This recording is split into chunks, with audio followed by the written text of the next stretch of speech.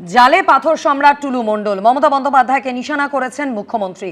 প্রাক্তন মুখ্যমন্ত্রী মমতা বন্দ্যোপাধ্যায়ের মদত ছাড়া এটা সম্ভব নয়। এতদিন ধরে এত বড় র্যাকেট সবাই জড়িত ছিল, 5-7 বছর ধরে এটা হয়েছে, প্রশাসন পুলিশও জড়িত ছিল।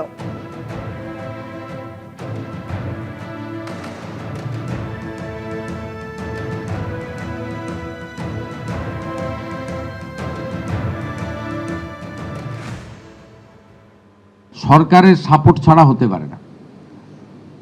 প্রাক্তন মুখ্যমন্ত্রী মমতা বন্দ্যোপাধ্যায়ের সাপোর্ট ছাড়া এটা হতে পারে না। এত বড় র্যাকেট, এত দিন ধরে সবাই ইনভলভ রয়েছে।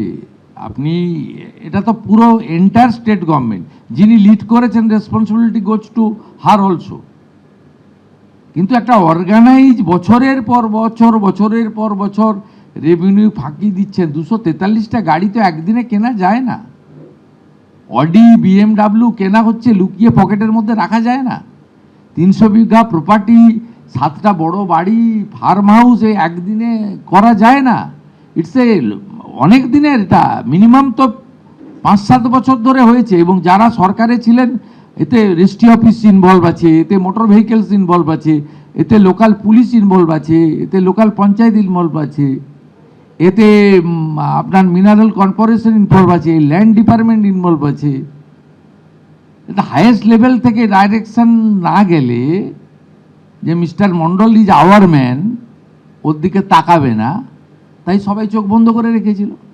14 তলা যদি চোখ খুলে রাখে, ওইখান থেকে ইনস্ট্রাকশন যা যায় নিচ পর্যন্ত তাই হয়। ইনস্টিটিউশনাল করাপশন তখনই হয় যখন হেড অফ দি ইনস্টিটিউশন নিজে করাপশনকে এনকারেজ করে, তখনই হয়। আর যখন হেড অফ দি ইনস্টিটিউশন বলে যে নো করাপশন, করলে ছাড়া হবে না, তখন সব বন্ধ হয়ে যায়। 93 কোটি টাকা আর সঙ্গে 50 কোটি 150 কোটি টাকা তো হাতে এসে গেছে। যে মুখ্যমন্ত্রী এখন যিনি আছেন, তার হাতে তো পুলিশ রয়েছে।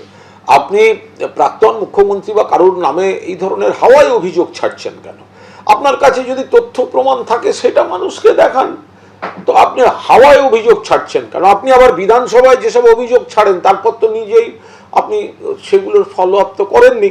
আপনি তারাতলায় একটি বাড়ি ভাঙার ক্ষেত্রেই আপনি একটা সই দেখিয়ে বলেছিলেন, দেখুন কার সই ছাড়া হবে না। 2 দিন বাদে ভালো তৃণমূল হয়ে গেল, আপনি ছেড়ে দিলেন। আপনি নাম করে বলেছেন 80টা 90টা বেআইনি কনস্ট্রাকশন, ভালো তৃণমূল হয়ে গেল, আপনাদের গুডবুকে চলে গেল, আপনি ছেড়ে দিলেন।